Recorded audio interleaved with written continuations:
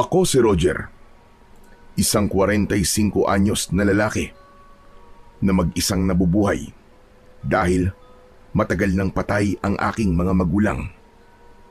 Habang ang dalawa ko namang kapatid ay may kanya-kanya ng buhay. Sa aming magkakapatid, ako ang naiba ng piniling landas. Mas pinili ko kasing manatili sa baryo kung saan kami lumaki dahil ako ang inaasahang manunugis ng aswang doon. Ilang taon na akong mag-isa, kaya naman sanay na ako sa ganoong pamumuhay. Sapat na sa akin ang perang kinikita ko sa pagtatanim ng mga gulay at ibinibenta ko sa baryo namin. Isang gabi, nakahiga ako at nagpapaantok nang napilitan akong bumangon dahil sa mga katok sa pinto ng aking bahay.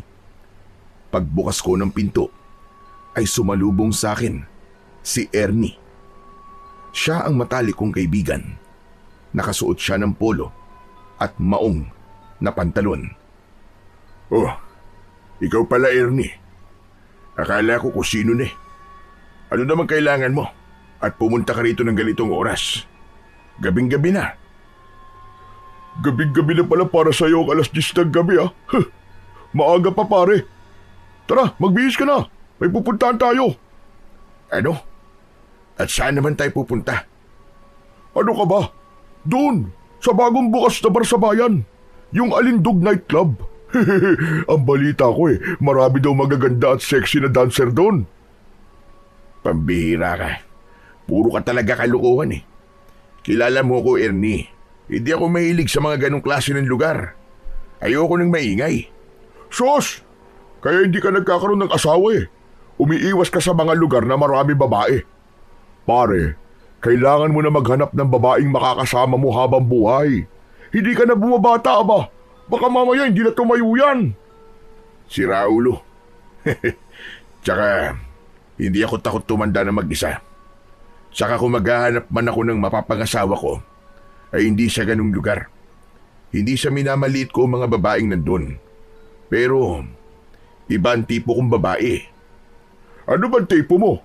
Yung hindi makabasag pinggan, ganun ba? Yung para bang si Maria Clara?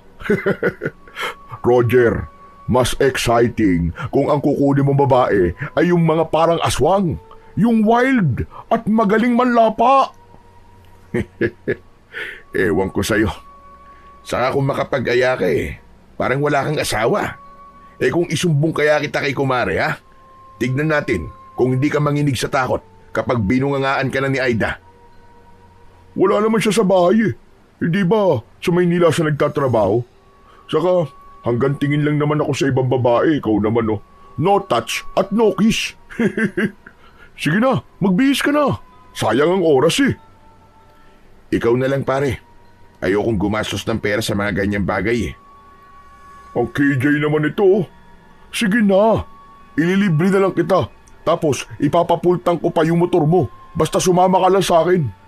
Kailangan ko kasi talaga ng kasama Kasi paniguradong lasing akong uuwi Saka kailangan mo rin maglibang at magsaya paminsan-minsan. Lalo na ngayon nagawa mo ng patayin yung manananggal na sumasalakay dito sa baryo natin. Rewardan mo naman ang sarili mo kahit papaano. Ay nako, kulit naman ang taong ito. Sige na nga, sasama na ako sa'yo. Basta, usapan, wala akong gagastusin ni 5 Pero sigurado ka bang may pera ka? Baka mamaya niloloko mo ako. Aayain ba naman kita kung wala? Bagong sahod ako no, paldo ko ngayon. Saka, nagpadala si Mrs. kahapon, kaya may pera talaga ako. Tignan mo tong taong to. Pati pera ng Mrs. mo gagastusin mo sa kalokohan mo. Teka sandali, hintayin mo ako. Magbibihis lang ako. Bilisan mo at baka mamaya maubusan tayo ng table doon. Nagtungo ako sa aking kwarto. Hindi na ako naligo ng mga sandaling yon dahil naligo naman na ako kanina bago humiga. Nagpalit ako ng maayos na damit at nagsuot ako ng sombrero. Nang lumabas na ako ay sandali kong pinainit ang aking lumang motor at saka kami umalis ni Ernie gamit yon. Bata pa lang ay magkaibigan na talaga kami ni Ernie. Kumbaga ay sanggandikit. Kahit magkaiba kami ng ugali, ay nagiging magkasundo pa rin kaming dalawa. Ako kasi yung tahimik, habang si Ernie naman yung maingay at maraming kalokohan sa katawan. Totoo nga siguro yung kasabihan na mas nagkakasundo ang dalawang tao kung magkaiba sila ng ugali. Habang nagmamaneho ako ng motor, ay itinuro sa akin ni Ernie ang daan papunta sa sinasabi niyang bar. Makalipas ang ilang minuto, ay huminto na kami sa tapat ng Alindog nightclub. Sa labas ay may ilang mga babaeng nakasuot ng sexy na damit at may makapal na makeup. Pagbaba namin ng motor, ay agad kaming tinignan ng mga babaeng yon. Pero iwas ako ng iwas ng tingin sa kanila. Sa pagpasok namin sa nasabing bar, ay sumalubong sa amin ang napakalakas na tugtog sa loob nun. Tanging disco lights lang ang ilaw sa loob ng bar. Nakakuha naman kami kagad ng bakanting lamesa na malapit sa harapan ng mababang entablado. Isang waiter ang agad na lumapit sa amin para kunin ang aming order. Umorder si Ernie ng isang crispy pata at isang bucket ng beer. Ayos to pwesto natin, pare. Kitang-kita natin dito mga magsasayaw mamaya. Hayop na to. Ikaw pagdating talaga sa mga babae, napakalinaw ng mata mo. Pero uubusin lang natin tong beer na in-order mo, ha? Tapos uuwi na tayo. Sige, pero depende pa rin sa mga mangyayari. Nako, subukan mo lang na may gawing kababalagan at isusumbong talaga kita sa asawa mo, maniwala ka sa akin. Ito naman hindi na mabiro. Saka, loyal ako sa kumari mo, no? Nandito lang naman tayo para magpalipas ng oras at mag-relax-relax kahit papano. Hoy, kilala kita. Iba ka magpalipas ng oras. Talagang gusto mong manood ng mga babaeng nagsasayaw, ha? Natawa na lang si Ernie sa sinabi ko.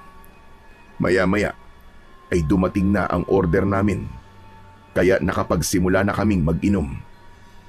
Kahit papano ay sanay naman akong uminom ng alak dahil si Ernie ang nag-impluwensya sa akin ng ganong gawain. Pero hindi naman ako yung halos kada linggo ay hindi pwedeng hindi nagiinom. Maswerte na ang makapag-inom ako ng isang beses sa isang buwan. Hindi nagtagal ay isang bakla ang sumampa sa stage. Ipinakilala niya ang dancer na magsasayaw para sa gabing yon. Tinawag nito ang babaeng dancer sa pangalan na Ligaya. Nang magsimulang tumugtog ang mabagal pero tila ng aakit na tugtog, ay umakyat na sa stage ang isang babaeng nakasuot ng maikling palda at pang-itaas na halos lumuwa na ang kanyang dibdib. Napakaganda niya, mestiza. Maganda ang hubog ng kanyang katawan at ang buhok niya ay mahaba at itim na itim. Malambot ang kanyang katawan. Tila ba sa bawat indayog ng kanyang katawan ay sinasadya niyang akitin ang lahat ng mga lalaking naroroon. Hindi napigilan ng ilang kalalakihan na pumalakpak at sumigaw ng mga salitang nakakabastos patungkol kay Ligaya. Grabe naman yung mga tao rito. Kung sabihan nila ng kabastusan yung babaeng nagsasayaw para bang wala silang mga nanay at kapatid na babae. Ano ka ba? Ganyan talaga dito, para ka naman bago ng bago. Huwag ka na magtaka. Saka, sanay na ang mga dancer na yan dito sa mga ganong salita. Minsan nga mas gusto pa nila na nasasabihan sila ng mga bastos sa salita kasi ibig sabihin nun, nagagawa nilang gisingin ang dapat na magising sa mga lalaking nandito. Kahit na be, babae pa rin yan. Kahit ganyan ang trabaho nila, hindi dapat sila binabastos. Relax ka lang pare. Baka mamaya may makarinig sa iyo eh. Mga lasing na mga yun. Baka mamaya mapatrouble pa tayo niyan. Nandito tayo para mag-relax pare, hindi para makipagrambulan. Nagkunwari na lang akong hindi naririnig ang mga nakakabastos na salita ng ilang kalalakihang naroroon. Itinuon ko ang aking mga mata kay Ligaya. Sa tuwing tinatamaan ng ilaw ang mukha niya, ay doon ko napapansin ang lungkot sa mga mata niya. Pakiramdam ko tuloy, napipilitan lang siyang magtrabaho roon at labag sa kalooban niya ang kanyang pagsasayaw. Hindi ko alam, pero tila nabighani ako kay Ligaya. Hindi dahil sa maganda niyang muka at katawan, kundi dahil merong kung ano sa kanya na dahilan para hindi ko magawang alisin ang aking mga mata sa kanya. Maya-maya pa, natapos ng sumayaw si Ligaya at bumalik na siya sa likod ng makapal na kortina ng entablado. Pakiramdam ko ay gusto kong tumayo para sundan siya, pero pinigilan ko na lang ang aking sarili. Hoy Roger! Pabira! Titig na titig ka pa rin sa stage ah! Wala na! Tapos na yung sumasayaw! Wala na si Ligaya! Hindi naman si Ligaya ang tinitignan ko eh. Sus! Kita mo tong taon to. Tatanggi pa'y kitang-kita na. Habang sumasayaw sa dyan, ay titig na titig ka sa kanya.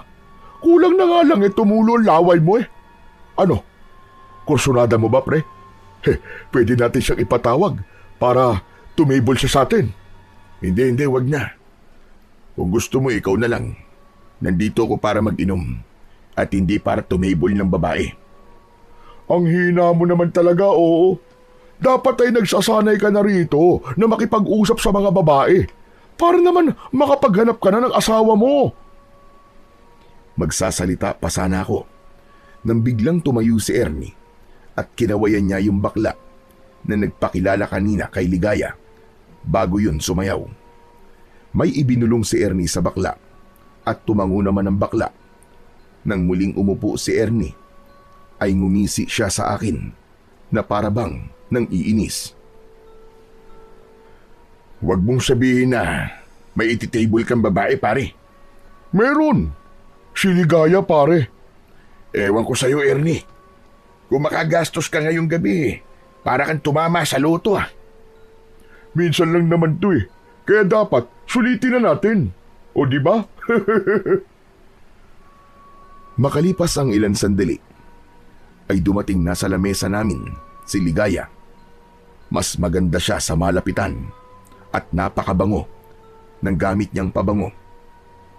Pinaupo siya ni Ernie sa bakanting upuan na nasa gitna naming dalawa. Nagpakilala si Ernie kay Ligaya at sunod niya akong ipinakilala. Nang maghawak ang mga kamay namin ni Ligaya, ay sandali akong natulala nang magtama ang aming mga mata. Nahihiya akong napayuko. O pare, ikaw na muna ang bahala kay Ligaya ha. Magbabanyo lang ako. Hoy pare, huwag mo akong iwanan dito. Sasama ako sa'yo. Huwag na, dito ka na lang. Ligaya, ikaw na ang bahala dito sa kaibigan ko ha. Virgin pa yan. Mas lalo tuloy akong napahiya sa sinabing yun ni Ernie. Nang umalis na siya para magpunta sa banyo, ay hindi ko tinitignan si Ligaya. Panay lang ang lagok ko ng beer na nasa bote.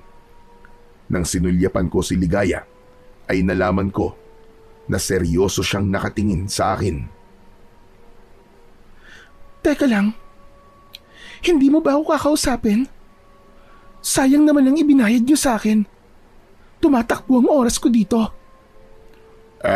Ano kasi? Si Ernie kasi ang nag-table sa'yo eh. Hindi naman ako. Ang sabi sa akin, ay ikaw daw ang nag-table sa akin. Roger ang pangalan mo, di ba? Ganun ba? Pambihira oh. Si Ernie talaga. Mukhang hindi ka sanay makipag-usap sa mga babae, no? Mukhang hindi pala joke ang sinabi ng kaibigan mo na virgin ka pa. Virgin ka pa nga siguro, no? Hindi no. Hindi lang talaga ako sanay sa ganitong lugar. Napalunok ako nang umusog si Ligaya. Palapit sa akin. Bumilis ang tibok ng puso ko. Lalo na nang bahagya niyang inilapit ang mukha niya sa mukha ko. Tapos na ang oras nyo. Ano? Tapos na ang oras nyo. Lilipat na ako sa ibang table. Ganun ba? O sige.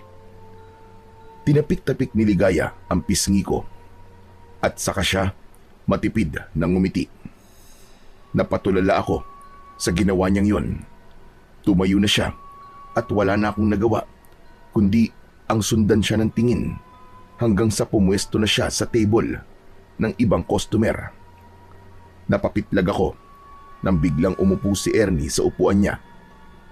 Lumingali nga siya na para bang merong hinahanap. Oh! Nasa si Ligaya? Wala na. Lumipat na ng ibang table. Ang sabi niya tapos na raw ang oras niya na binayaran natin sa kanya. Pambira, ang bilis naman nun. Pero kumusta pare? Ano na pag-usapan nyo? Naka-first move ka ba? Bakit naman ako magpe-first move? Ano? Ang ibig mo sabihin wala kang ginawa? Ni hindi mo man lang nahalikan? Bakit ko naman siya halikan? Hindi ko naman siya nobya. Pare naman, kasama yun sa trabaho nila. Kaya nga, tinagalan ko sa banyo para magkaroon kayo ng oras na kayong dalawa lang. Pambira ka, oo. Halata namang may gusto ka sa kanya Kaya ako nga ginawa yun. Ako na nga nagparaya Hindi mo pa ginalingan. Ay, nakong lalaking ito, oo. Hindi ako sumama sa iyo rito para makipagharutan sa mga babae. Ay, ambot sa iyo, Roger.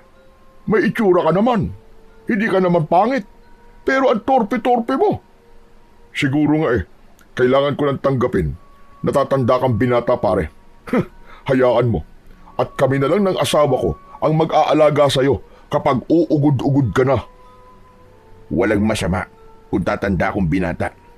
Kung yun ang kapalaran ko, ay tatanggapin ko yun. Ipinakita ko kay Ernie na wala akong pakialam kay Ligaya. Pero kapag may pagkakataon, ay sinusulyapan ko si Ligaya na masayang nakikipagkwentuhan sa mga lalaking customer. Hanggang sa biglang tumingin si Ligaya sa akin at agad kong inalis ang tingin ko sa kanya. Kinabahan ako dahil baka isipin niya na interesado ako sa kanya kasi nakatitig ako sa kanya. Kahit ang totoo ay napukaw naman talaga ni Ligaya ang interes ko. Marami na akong nakilalang babae. May iba na hayagang nagpapakita ng pagkagusto sa akin pero hindi ko pinapansin. Pero ibang-iba si Ligaya. Siya lang ang tanging babae na nagawang pabilisin ang tibok ng puso ko. Halos alauna na ng madaling araw nang magdesisyon kaming umuwi ni Ernie. 3 bote ng beer lamang ang ininom ko kasi hindi ako pwedeng magpakalasing ng gusto dahil nagmamaneho pa ako. Habang si Ernie naman ay lasing na lasing dahil nang maubos namin ang 1 bucket ng beer ay umorder pa siya ng 2 pang bucket at siya lang ang mag-isang umubos ng mga yon. Binagalang ko na lang ang pagpapatakbo ng motor para masiguro ko ang kaligtasan namin ni Ernie. Sa awa naman ng Diyos ay ligtas ko namang naihatid si Ernie sa bahay niya. Nang nakauwi na ako sa bahay ko, ay hinubad ko kagad ang damit ko at humiga na ako sa papag. Ang akala ko ay mabilis akong makakatulog dahil nakainom ako. Pero nagkamali ako. Sa tuwing ipipikit ko kasi ang aking mga mata, ay rumirehistro sa imahinasyon ko si Ligaya. Lalo na ang mapang-akit niyang mga ngiti at ang nangungusap niyang mga mata. Ano bang ginawa mo sa akin, Ligaya? Bakit hindi ka maalis-alis sa isip ko? Pinilit kong pumikit at matulog. Ginawa ko ang lahat para makatulog. Nagawa ko namang makatulog pero ang huling nasa isip ko ay walang iba kundi si Ligaya. Pagsapit ng umaga ay maaga pa rin akong nagising kahit na madaling araw na akong nakatulog.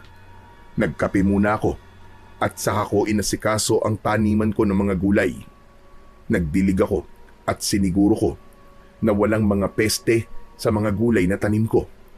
Habang ginagawa ko yon, ay dumating ang isang matandang lalaki. Siya ang kapitan sa aming baryo. Ang pangalan niya ay Kapitan Isko. Hindi lang siya ang namumuno sa aming baryo, kundi isa rin siyang albularyo na may malawak na kaalaman sa panggagamot. Napansin ko ang isang sako na dala niya, kaya inihinto ko muna ang aking ginagawa para tulungan siya sa kanyang dala. Ngunit nang tutulungan ko na siya, ay bigla niyang ibinaba ang sako. Ay, nako! Napakabigat naman ito! Ano ho ba kasing laman yan sa ako, Kapitan? Abe, kung ano-ano lang. Mga saging, nyog, iba't ibang mga gulay, at yung iba ay hindi ko na matandaan. Iba na talaga kapag tumatanda. Nagiging makakalimutin na. Kapitan, mukhang magtitinda na naman kayo pagbebentahan niyo ho ba ako? Hindi pa benta ang mga yan. Para sa'yo ang lahat ng nasa loob ng sako na yan. Nag-ambag-ambag kasi kami ng mga tao rito, Roger, para maibigay sa'yo ang mga yan. Ano ho? Abay, para saan naman ho? Aba, talagang nagtatanong ka pa? Eh di para sa pagkakapatay buron sa manananggal na ilang buwan din na merwisyo dito sa atin. Yan ang paraan ng mga tao para makabawi sa kabayanihan na ginawa mo. Naku, nakakatuwa naman ho. Pakisabi po sa kanila na marami pong salamat. Pero hindi na nila kailangan gawin yan. Hindi po ako humihingi ng kahit na anong kapalit sa ginagawa ko pong pakikipaglaban sa mga aswang. Simula po kasi nang ipasa sa akin ng lolo ko ang tungkulin niya bilang isang manunugis ng ating baryo, ay nangako na ho ko na gagawin ko ang lahat para protektahan kayong lahat laban sa mga aswang. Alam ko naman yun, Roger.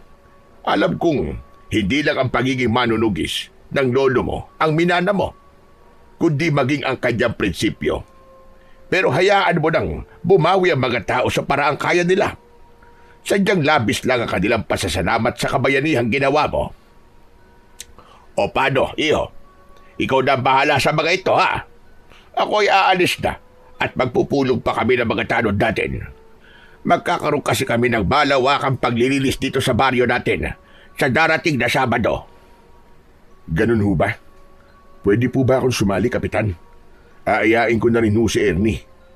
Pwede naman. Mas marami tayo, mas maganda.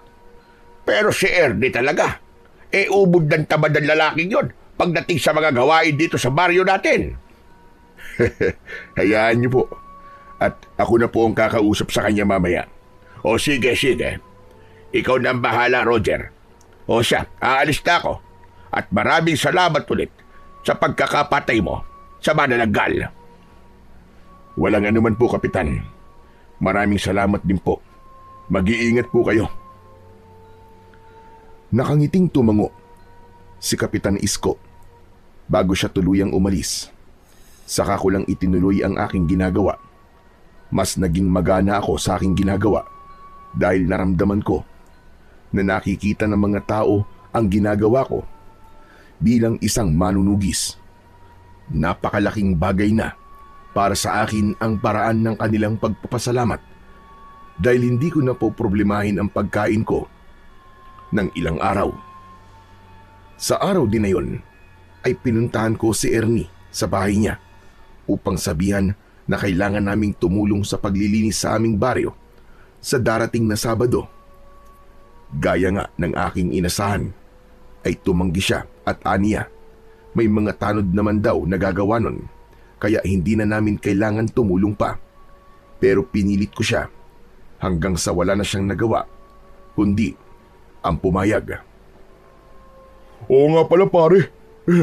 Kumusta ang experience mo kagabi pagpunta natin sa bara? Ang saya, di ba? Anong masaya ron? Pag-uwi ko sakit ng tenga ko dahil sa lakas ng tugtog dun sa bar. Pabira tong tao to. Gano'n naman talaga sa bar eh. Maingay. Pero masaya. Ang dami pang magagandang chika babes. Kung wala lang akong asawa dadaling ko sa motel ang isa sa mga babae ron eh. Baka nga dalawa pa eh. Mabuti na lang talaga at may asawa ka na dahil kung hindi, paniguradong linggo-linggo ay iba't ibang babae ang katabi mo sa kama. Yun nga maganda eh. Kaso, wala eh. May asawa na ako eh. Hindi na ako single, kundi double na.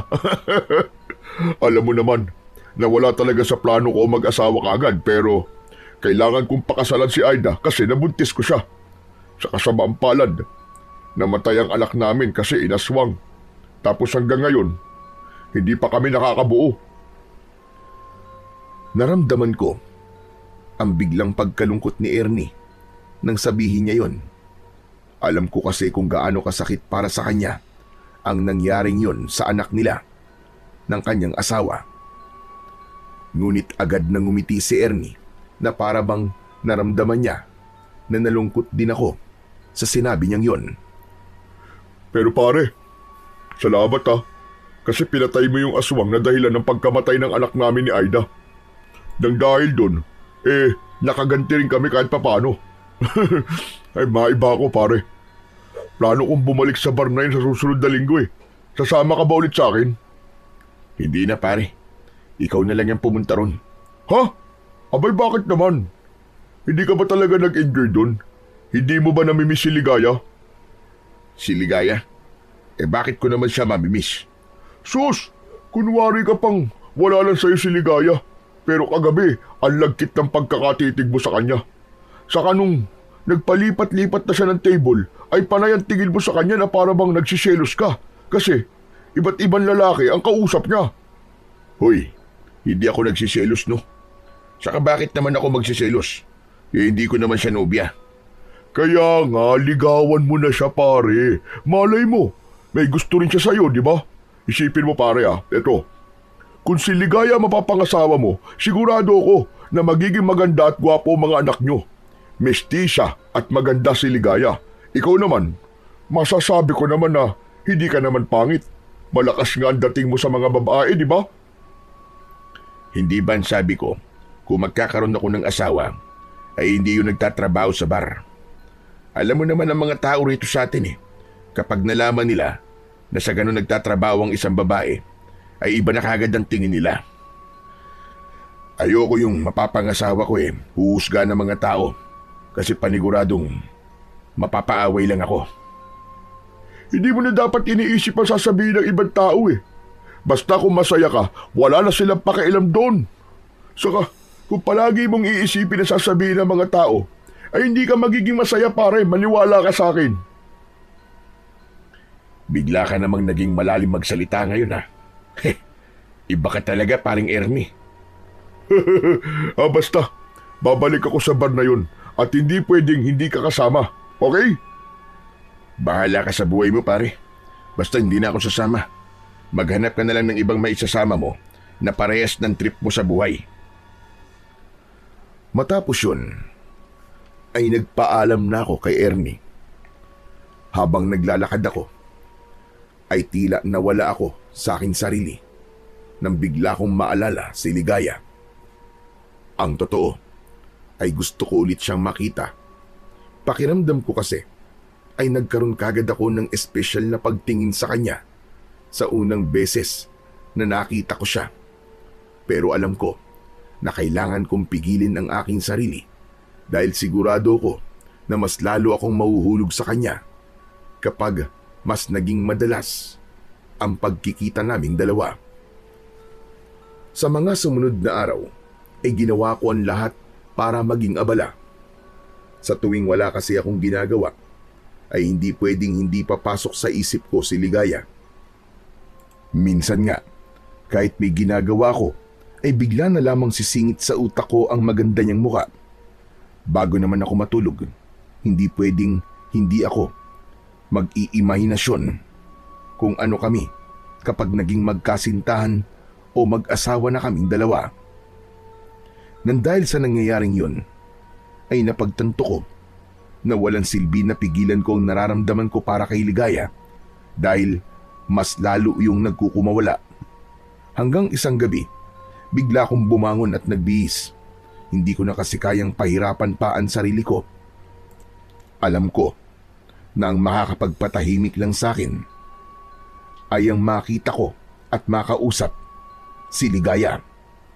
Gamit ang aking motor ay mag-isa akong nagtungo sa bar kung saan siya nagtatrabaho. Hindi ko na isinama si Ernie dahil ayokong alaskay niya ako kasi kinain ko ang aking sinabi na hindi na ako babalik sa bar na yon. Pagdating ko sa bar ay pumuesto ko malapit sa entablado. Hindi nagtagal ay sumayaw na si Ligaya sa harapan ng lahat.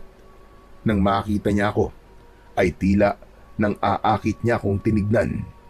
Naubos ko tuloy kagad ang isang bote ng beer dahil sa pagbaha ng tensyon sa aking katawan. Nang natapos ng magsayaw si Ligaya, ay agad kong kinausap yung bakla na kinausap nun ni Ernie at sinabi ko sa kanya na gusto kong itable si Ligaya. Hindi nagtagal ay dumating na si Ligaya. Mapanukso siyang ngumiti sa akin. Sabi ko na nga be, babalik ka dito, Roger. Bakit? Sanay ka na bang binabalikan ka ng mga lalaki rito? Hindi naman. Naramdaman ko lang na babalik ka. At hindi nga ako nagkamali. Kumusta ka na pala, Ligaya? Ayos lang naman ako. Ikaw ba? Kumusta?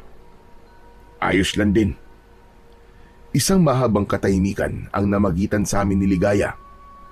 Alam ko na kailangan ko siyang kausapin dahil baka isipin niya na boring akong katable pero wala na akong maisip na itatanong sa kanya. Inabot na naman ako ng pagiging mahiyain at torpe ko. Halos hindi rin ako makatingin kay Ligaya. Hanggang sa napansin ko ang mga pasa ni Ligaya sa kanyang magkabila ang braso.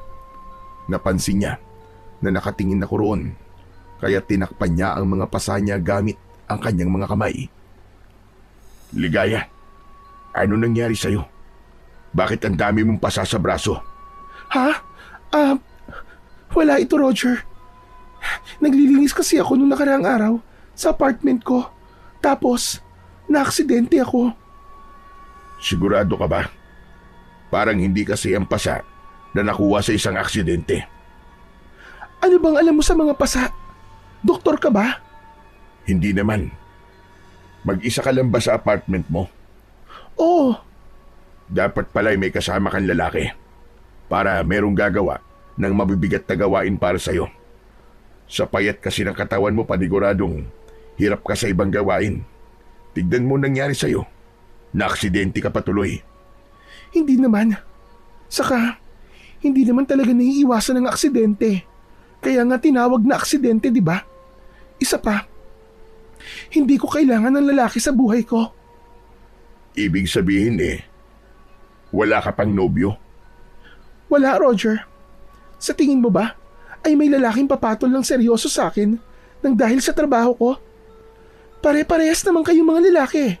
Lahat kayo, puro makamundong bagay lang ang nasa utak. Hindi naman lahat ng lalaki kagaya ng iniisip mo. Marami pa rin ng matino at tatanggapin kung ano ang trabaho mo. Sige nga, magbigay ka nga sa akin ng halimbawa ng isang lalaking matino. Kita mo na, wala kang masabi, di ba? Huwag mong sabihin sa akin na isa ka sa matitinong lalaki na sinasabi mo. Mukha ka namang mabait at mahiyain, pero sa tingin ko ay nasa loob ang kulo mo. Ang bilis mo naman akong husgahan. Yun ang tingin ko sa iyo eh. Karamihan sa mga lalaking nakilala ko ay sa una lang mabait. Pero kapag tumagal na, lumalabas na ang totoong kulay. pinapakita ng pagkademonyo. O paano? Tapos na pala ang oras mo. Pwede ka magdagdag ng bayad kung gusto mo pa ako makausap. Hindi na. Maraming salamat, Ligaya. Matipid na ngumiti si Ligaya. Nagulat ako nang bigla niyang hinalikan ang aking pisngi. Natulala ako at hindi ako makapaniwala na lumapat ang labi niya sa balat ko. Tumayo na siya at lumipat sa ibang table. Hindi ko na siya tinignan dahil magsiselos lang ako kapag nakita ko siyang may ibang kausap na lalaki. Kahit paparte yun ng trabaho niya, itinuon ko na lang ang aking atensyon sa pag-inom ng alak na nasa aking harapan. Hindi ko akalain na mas magtatagal ako sa bar na yon kahit mag-isa lang ako. 2:00 na ng madaling araw nang magdesisyon akong umalis. Paglabas ko ng bar ay naglakad ako papunta sa likod dahil dun nakapark ang aking motor. Papaliko na ako sa likod ng bar nang isang pamilyar na boses ng babae ang narinig ko. Sumilip ako at nakita ko si Ligaya na hawak sa braso ng isang matangkad na lalaki. May itim na van sa tabi nila at nakabukas ang pinto sa gilid ng van. Bitiwan mo ako! Ayoko nang sumama sa'yo, ano ba? Bitiwan mo ako! Pabulong na nagsalita ang lalaki, kaya hindi ko na siya narinig. Nakita ko ang galit sa mukha ni Ligaya. Inakala ko na nasa panganib siya. Lalapit sana ako para tulungan si Ligaya, pero hindi nagtagal ay kusa na siyang sumakay sa van. Mabilis na umalis ang van at wala na akong nagawa kundi ang sundan yun ng tingin. Sino kaya ang lalaking yun? Nobyo kaya siya ni Ligaya? Pero sabi niya wala siyang nobyo. Baka naman customer niya. Hindi naman siguro siya kusang sasama dun kung nasa panganib siya. Ipinagkibit balikat ko na lang ang nakita ko at inisip ko na wala akong dapat na ipag-alala. Sumakay na ako sa motor at pinaandar ko na yon para makauwi na ako sa bahay ko. Pagsapit ng umaga ay nagising ako sa malalakas na katok sa pinto ng aking bahay. Pupungas-pungas akong bumangon at napatingin ako sa orasan na nakasabit sa dingding. Nagulat ako dahil 10:00 na ng umaga. Mabilis akong bumangon at binuksan ko ang pinto. Nakita ko ang kumpare kong si Ernie na may dalang walis tingting at daspan. O Ernie, ikaw pala. Ano kailangan mo? Nakalimutan mo na ba? Sabado ngayon, pare. Hindi ba maglilinis tayo sa buong baryo? Ikaw ang nagkaya sa akin tapos ikaw pa tong nakalimot. Pabihira tong taon to. Oh. Naku, oo nga pala. Sabado nga pala ngayon. Nakalimutan mo nga. Saka, mukhang bagong gising ka pa lang ah. Nagpuwet ka siguro kagabi no? Huwag ka ng maraming tanong. Magpapalit lang ako ng damit. Mamaya na ako maliligo. Nagmamadali akong bumalik sa aking kwarto para magpalit ng damit. Kinuha ko ang walis tingting at saka ako lumabas. Habang naglalakad kami ni Ernie, ay napansin ko na nakatitig siya sa mukha ko. Grabe ka naman makatitig sa akin, pare. Baka nagkakagusto ka na sa akin, ha? Hindi tayo talo. Si Raulo, imposibleng taluin kita kasi babae ang gusto ko, no? Ikaw, umamin ka nga sa akin, pare. Nagpuwet ka ba kagabi? Kaya tanghali ka na nagising ngayon? Oo, pare. Hindi kasi ako makatulog eh. Ewan ko ba kung bakit. Hindi ka makatulog o lumabas ka at may pinuntahan ka? Sige nga. At saan naman ako pupunta? Sa bar. Sa Alindog Nightclub. Nakakatawa ka. Ano naman gagawin ko ron? Saka hindi ba sabi ko, ay hindi na ako babalik sa lugar na yun. Wala akong magandang dahilan para bumalik pa roon. Sigurado ka ba? Kaya mo ba sabihin na hindi ka nagsisinungaling, ha? At bakit naman ako magsisinungaling? Saka, kung makapagtanong ka naman para kitang nobya na naghihinala sa akin, ha? paano may papaliwanag yung lipstick na nasa kaliwang pisngi mo? Sige nga. Nanlamig ako sa sinabing yun ni Ernie. Pinunasan ko ang aking pisngi gamit ang palad ko. Pagtingin ko sa aking palad ay meron dong kulay pulang marka na halatangang mula sa lipstick. Doon ko naalala ang ginawang paghalik ni Ligaya sa akin nung nasa bar ako. Ay, wala to. Huwag mong pansinin to. Anong wala? Lipstick nga yan eh. Sino ba kasi naglalagay ng lipstick ha? Hindi ba mga babae? Saka bakit ka nagkaroon ng lipstick dyan sa pisngi mo? Ibig sabihin, merong babaeng humalik sa'yo. Saan ba may mga babaeng pwedeng humalik sa'yo? Di sa Alindog Nightclub. Pwede bang huwag kang maingay at malapit na tayo kay na Kapitan? Nakakahiya kapag narinig ka nila. Ano namang nakakahiya dun? Lalaki ka naman, kaya normal lang na magpunta ka sa ganun lugar. Umaming ka na kasi. Nagpunta ka sa bar kagabi, no? Oo na, nagpunta na ako. Kaya pwede bang itiko mo yung bibig mo? Sus! Pasabi-sabi ka pang ayaw mong pumunta ron tapos pupunta ka pala ron ng ikaw lang mag-isa. Sinong humalik sa pisngi mo, pare? Magkwento ka naman sa akin, no? Wala. Pangit mo naman kausap, pare. Inamin mo na nga nagpunta ka sa bar kagabi, kaya dapat ikwento mo na sa akin ng lahat. Huwag ka nang pabitin. Sino nga? Alam ko na. Si Ligaya ba? Ay, nako, kulit. Oo, pare. Si Ligaya. Anak ng, ang lakas mo pala, pare, grabe. Biruin mo, hinalikan ka niya sa pisngi. Pero, sa pisngi lang ba? Nagtaka ko nang biglang itinaas ni Ernie ang damit ko at tinignan niya ang katawan ko. Nainis ako sa ginawa niya, kaya bahagya ko siyang itinulak. Hoy, ano ba? Ano ba ginagawa mo? Chinecheck ko lang kung meron kang kiss mark. Baka kasi hindi lang halik sa pisngi ang ginawa sa'yo ng babaeng yun eh. Baka mamaya nag-check-in din kayo eh. Huy, walang ganun ano. Nagpunta lang ako ron kasi gusto ko nang kausap. Sus! Tama na ang palusot mo, pare. Alam ko naman kaya ka pumunta ron ay dahil namimiss mo si Ligaya. Pero pare, wala kang dapat na ikahiya sa akin kung pumunta ka man sa bar para lang makita si Ligaya. Binata ka at walang sabit. Ang saya ko nga kasi sa wakas ay nagkaroon ka na ng interes sa isang babae. Sa totoo lang, pare, alam mo, hindi ko rin maintindihan ang sarili ko eh. Simula kasi nang nakilala ko si Ligaya, ay hindi na siya maalis-alis sa isip ko. Hanggang sa kagabi, ay nagdesisyon na akong bumalik doon sa bar para lang makita at makausap siya. Ano naramdaman mo, pare, nung nakausap mo na siya?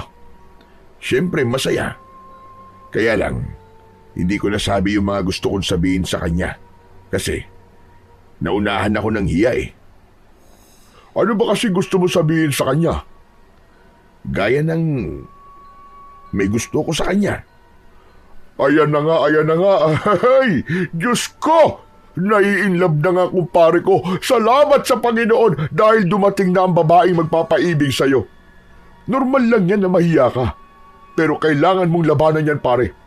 Tandaan mo, napakagandang babae ni Ligaya, pare. At hindi imposible na ikaw lang ang lalaking nagkakagusto sa kanya. Kaya dapat ay magpakitang gilas ka sa kanya. Hayaan mo, pare. Sa susunod na linggo ay pupunta tayo ron. Kailangan kasama mo ako, ha? Para naman matulungan kita. Bibigyan kita ng mga diskarting malupit. Sa kabila ng mga sinabing yun ni Ernie, ay hindi pa rin nadagdagan ang lakas ng loob ko na ipaalam kay Ligaya ang nararamdaman ko para sa kanya. Alam ko kasi na walang tiwala si Ligaya sa mga lalaki at may posibilidad din na nobyo niya yung lalaki na nakita kong kasama niya sa likod ng bar. Pwede naman kasi na sinasabi niya lang na wala siyang boyfriend dahil baka mawalan sa kanya ng gana ang mga customer niya sa bar kapag nalamang meron na pala siyang nobyo. Hindi nagtagal ay nakarating na kami ni Ernie sa plaza kung saan naroon sina Kapitan Isko at ang mga tanod.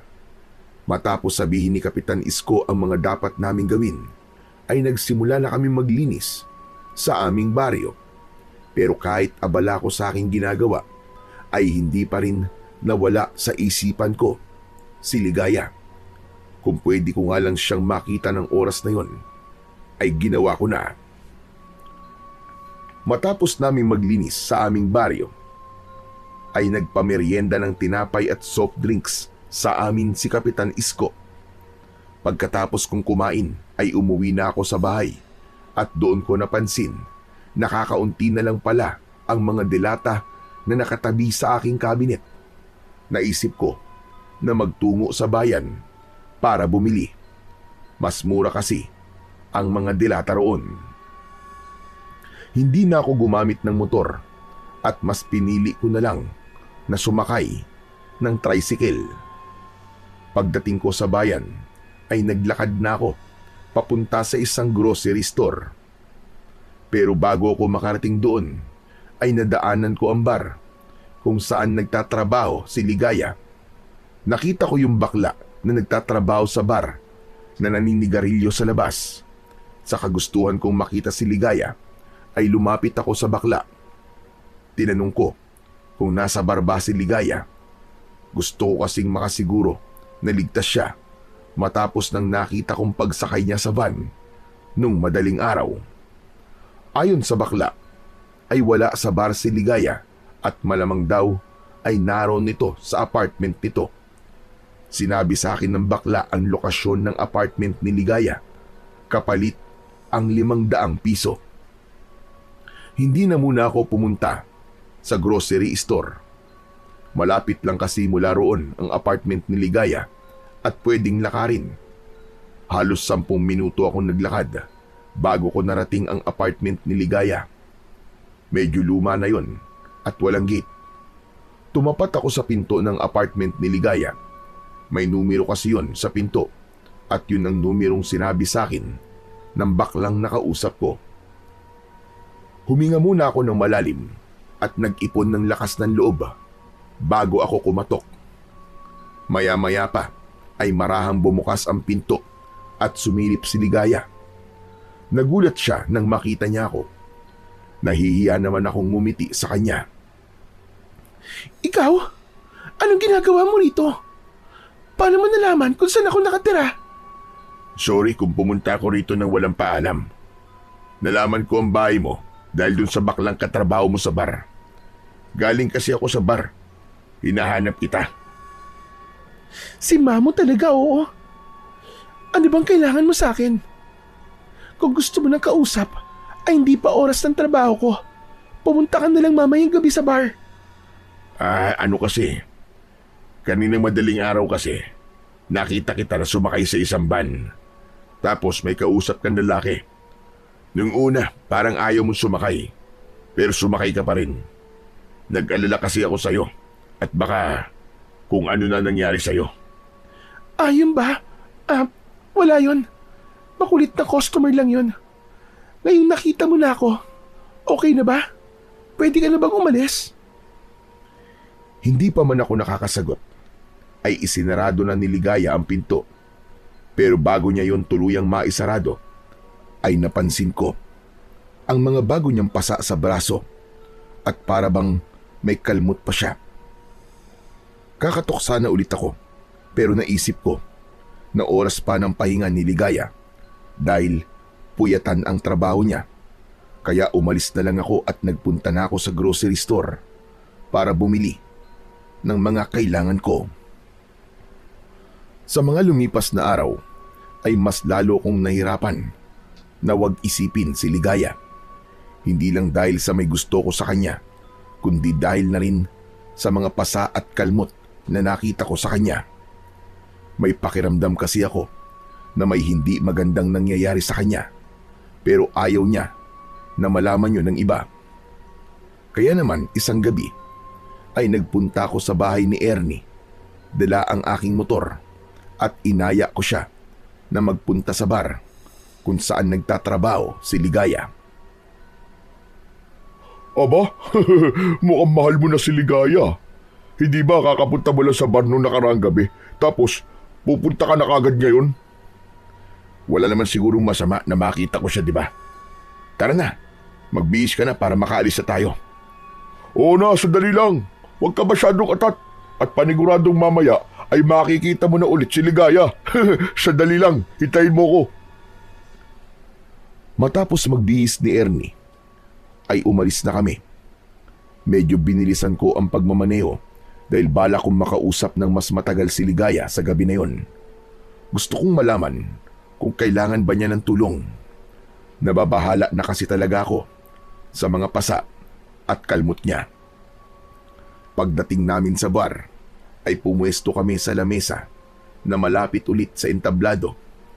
Inasahan ko na si Ligaya ang unang magsasayaw, pero ibang babae ang nagsayaw ng gabing yon. May ilang babae pa na sumunod na sumayaw, pero sa kasamaang palad ay hindi kasama roon si Ligaya. Bakit kaya hindi sumayaw si Ligaya? Baka naman hindi siya nakaschedule na sumayaw ngayong gabi. May gano'n naman, di ba? Siguro titable-table lang siya ngayon. Siguro nga. Ano ka ba? Huwag kang kabahan. Mamaya magpapakita rin yun. Bakit ba parang gusto mo talaga siyang makita ngayon, ha? Aamin ka na ba sa kanya na may gusto ka sa kanya? Hindi, pare. Meron lang akong gustong itanong sa kanya. Ano namang itatanong mo sa kanya? Baka pwede mo namang sabihin sa akin. Bakit ikaw ba si Ligaya? Sa kanya ko nalang itatanong ang mga yun mamaya. Ayun pala yung bakla na kailangan kausapin kapag gusto mo mag-table ng babae. Sandali, at itatanong ko kung pwede nating i-table si Ligaya. Hintayin mo ko. Tumayo si Ernie at nilapitan niya ang bakla. Medyo matagal silang nag-usap bago bumalik si Ernie sa upuan niya. O ano pare, anong sabi? Nasaan daw si Ligaya? Hindi raw pumasok ngayong gabi. Kahit nga raw kahapon ay hindi rin pumasok. Hindi kaya may sakit si Ligaya? Ang sabi sa akin ay hindi raw nagsabi si Ligaya kung bakit hindi siya papasok. Pinuntahan daw nila sa apartment si Ligaya, pero wala raw tao ron. Kaya imposible yung sinasabi mo na may sakit siya. Pwede pa na meron siyang pinuntahan, tapos hindi nagpaalam. Natahimik ako sa sinabing yun ni Ernie. Mas lalo tuloy akong kinabahan para kay Ligaya. Pakiramdam ko ay nawala ako sa sarili ko nang dahil sa pag-iisip. Oh, ano nangyari? Bakit parang ang lalim yata ng iniisip mo, pare? Nag-aalala ka ba kay Ligaya? Huwag mong masyadong isipin yun. Panigurado na may pinuntahan lang yun at isang gabi ay makikita mo ulit siya rito. Sa totoo lang pare, kinakabahan talaga ako. Alam mo kasi, nung huling punta ko rito ay napansin ko na may mga pasa siya sa braso. Tapos bago ako umuwi, ay nakita ko na may kausap siyang isang lalaki tapos parang pinipilit si Ligaya ng lalaki na sumama at isakay sa van. Pero ang ipinagtataka ko, matapos na may sabihin yung lalaki, ay kusa nang sumama sa kanya si Ligaya. Hindi kaya boyfriend niya yung lalaking nakita mo? Huwag naman sana kasi kung boyfriend niya yun, ibig sabihin, wala ka na palang pag-asa kay Ligaya. Nga ka na. Ay hindi, meron pa pala. Malay natin, ayos lang kay Ligaya ang magkaroon ng dalawang boyfriend, di ba? Pambihira itong taon to. Puro ka namang kalokohan eh. Seryoso ako paring Ernie. Nag-aalala talaga ako para kay Ligaya. Baka kasi kung ano na nangyayari sa kanya na hindi maganda tapos natatakot lang siyang sabihin sa iba. Ay nako, in love ka na nga pare. Congrats! Pero wag mo munang isipin si Ligaya. Sulitin na lang natin ang pagpunta natin dito. Mag-inom na lang tayo ng mag-inom. Magpakalasing tayo. Wala na akong nagawa kundi ang uminom ng beer. Yun na lang kasi ang pwede kong gawin kaysa isipin ko kung nasaan si Ligaya tapos wala rin naman akong makukuwang kasagutan. Nang sumunod na araw ay nagpunta ako sa apartment ni Ligaya.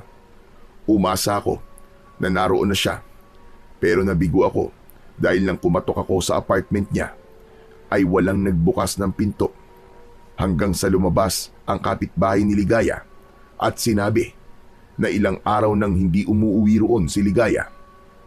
Kinagabihan ay bumalik ako sa bar pero hindi pa rin pumapasok si Ligaya.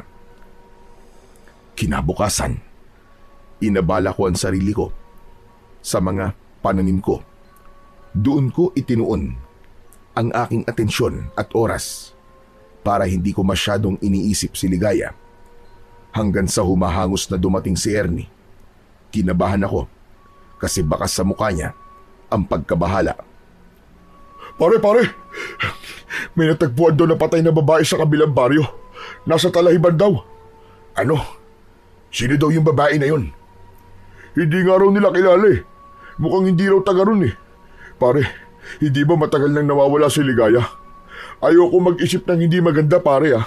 Pero sa tingin ko ay dapat natin makita yung patay na yun para malaman natin kung si Ligaya yun o hindi. Nilukob ako ng matinding kaba at takot sa sinabing yun ni Ernie. Hindi na ako nagdalawang isip pa na pumunta sa kabilang baryo. Sumakay kami ni Ernie sa motor ko para mas maging mabilis ang pagpunta namin doon.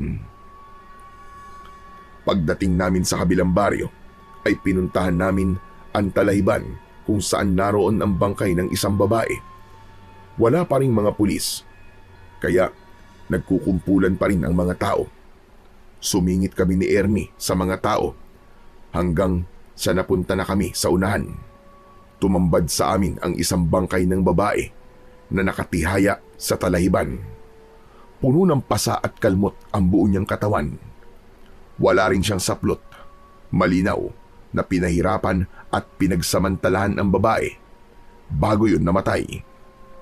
Hindi na kami nagtagal doon ni Ernie dahil hindi na namin kinaya ang aming nakikita. May mangilan-ngilan na akong nakitang bangkay dahil sa mga naging biktima ng aswang sa aming baryo.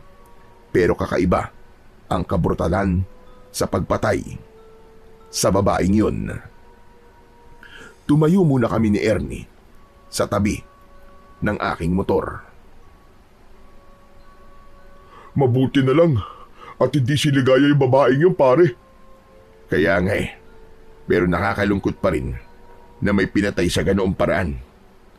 Sino kayang pumatay dun sa babae no? Saka sa itsura nun. Parang pinagsamantalaan siya eh. Talagang pinagsamantalaan siya. Pero malinaw na aswang ang pumatay sa kanya base sa mga kalmot niya sa katawan. Aswang? Ang ibig mo sabihin pare, may aswang na naman? Hindi ko alam kung dito nga sa lugar na ito may aswang. Pero sabi mo, hindi taga rito yung babaeng pinatay, di ba? Kaya maaaring sa ibang lugar siya pinatay, tapos dito lang itinapon ang kanyang bangkay. Kung ganun, kailangan natin mag-ingat. Kailangan natin kausapin si Kapitan Isko tungkol dito para masabihan niya ang mga tao sa atin. Para makapag-ingat na rin sila. Magandang ideya yan pare. Mas mabuti na mabigyan kagad ng babala ang mga tao at huwag na nating hintayin na merong maging biktima ang aswang. Halika na, bumalik na tayo at dumaan muna tayo kay Kapitan Isko. Sumakay na kami ni Ernie sa aking motor. Gaya na napag-usapan namin, ay kinausap muna namin si Kapitan Isko para sabihin ang tungkol sa bangkay ng babae na natagpuan sa kabilang baryo. Sinabi ko rin sa kanya ang hinala ko na aswang ang pumatay sa babae kaya kailangan masabihan ng lahat ng tao sa aming baryo na mag-iingat. Mabilis na kumilos si Kapitan Isko. Pinatawag niya ang lahat ng tao sa aming baryo at doon niya sinabi ang lahat ng mga sinabi namin sa kanya ni Ernie. Hindi pa rin nawala ang pag-aalala ko para kay Ligaya. Hanggat hindi ko nasisigurong ligtas siya, ay alam ko na hindi mawawala ang ganung pakiramdam ko. Kaya dumaan muna ako sa maliit naming simbahan at nagdasal ako na sana ay nasa maayos na lagay si Ligaya at sana ay magkita na kaming muli. Isang gabi, nagtungo kami ni Ernie sa bar kung saan nagtatrabaho si Ligaya. Hinintay namin siyang sumampa sa entablado para magsayaw. Pakiramdam ko ay nabunutan ako ng tinik nang makita naming sumayaw si Ligaya sa aming harapan. Yun nga lang, kapansin-pansin na mas balot siya ngayon kaysa sa mga dati niyang suot sa tuwing nagsasayaw siya. May manipis na kulay itim na tela na nakatakip sa kanyang mga braso. Nang matapos na ang pagsasayaw ni Ligaya, ay hindi mawala ang ngiti sa aking labi. O ano pare, siguro naman hindi ka na mag-aalala kay Ligaya. Nakita mo na siya sumasayaw eh. Kaya nga pare, nakahinga ako ng maluwag. Akala ko kasi ay kung ano na nangyari sa kanya. Kasi ilang araw ding walang nakakaalam kung nasan siya. Ang mabuti pa, kausapin mo na yung baklang nagtatrabaho rito para matable na natin si Ligaya. Sigurado ko na gusto mo na siyang makausap kasi miss mo na siya. Loko ka talaga. Pero sige, ikaw na nga yung kumausap doon sa bakla. Tumayo na si Ernie at nilapitan niya ang bakla na kailangang kausapin kapag may gustong mag-table ng babae. Makalipas ang ilang sandali, ay bumalik na si Ernie sa upuan niya. Malas pare. Oh, bakit malas? Ang sabi kasi sa akin, may mga nauna nang nag-table kay Ligaya. Tapos mamayang 12:00 ng hating gabi ay may customer na magte-take out kay Ligaya. Ano ka mo? Magti-take out? Paano magti-take out? Yung bang ilalabas si Ligaya. Tapos, alam mo na. Pakiramdam ko ay may kung anong kumirot sa dibdib ko sa sinabing yun ni Ernie. Nasaktan ako na may ibang lalaking makakasama si Ligaya kahit alam kong parte yun ng kanyang trabaho. Maya-maya ay nakita ko na si Ligaya na nakatable sa ibang mga customer. Hindi ko inalis ang tingin ko sa kanya.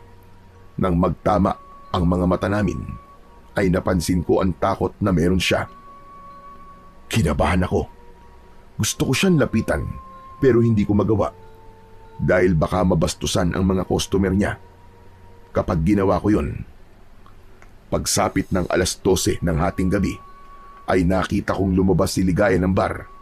Sakto na nagpaalam sa akin si Ernie na magpupunta siya sa banyo. Kaya naman, nagkaroon ako ng pagkakataon na lumabas para sundan si Ligaya. Gusto ko kasi siyang kausapin kahit sandali lang bago siya sumama sa customer na kailangan niyang samahan. Nagtungo si Ligaya sa likod ng bar at naroon ulit ang van na sinakyan niya noon. Bumaba mula roon yung matangkad na lalaki. Hindi ako gumalaw sa aking kinatatayuan at nag-obserba muna ako. Narinig ko na pinapasakay ng lalaki si Ligaya sa van. Parang awa mo na. Ayoko na sumama sa inyo. Ayoko na ng pinapagawa niyo sa akin.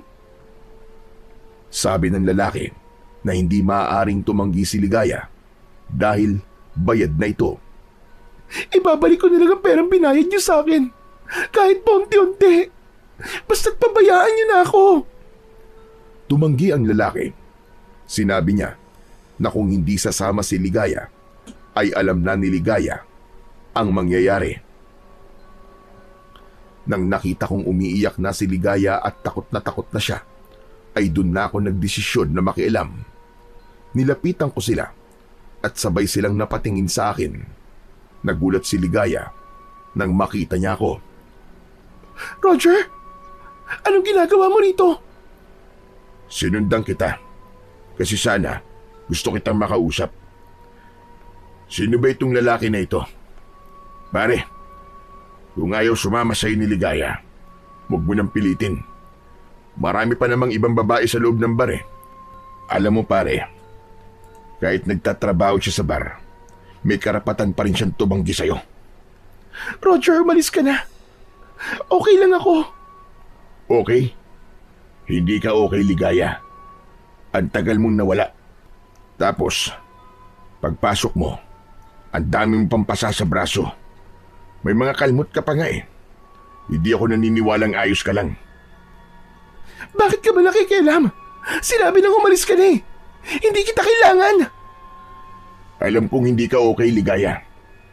Halika, sumama ka na sa akin. Bumalik na tayo sa loob. Ramdam na ramdam ko ang takot ni Ligaya sa lalaking nasa harapan namin. Alam ko na kung siya lang ang masusunod, ay hindi siya sasama sa lalaking yon. Hinawakan ko ang braso ni Ligaya. Hihilahin ko na sana siya paalis. Pero natigilan ako nang may 4 pang lalaki ang bumaba mula sa van. Pinalibutan nila kami ni Ligaya. Lahat sila ay nakatingin na masama sa akin, na para bang anumang sandali ay may gagawin na silang hindi maganda. Roger, ano ba? Hayaan mo na ako. Hindi sila masasamang tao. Customer lang sila sa bar. May utang lang ako sa kanila kaya kailangan kong pagbigyan kung anong gusto nila. Pilit na inalis ni Ligaya ang kamay ko sa braso niya. Nang makawala siya sa akin, ay nagmamadali siyang sumakay sa van.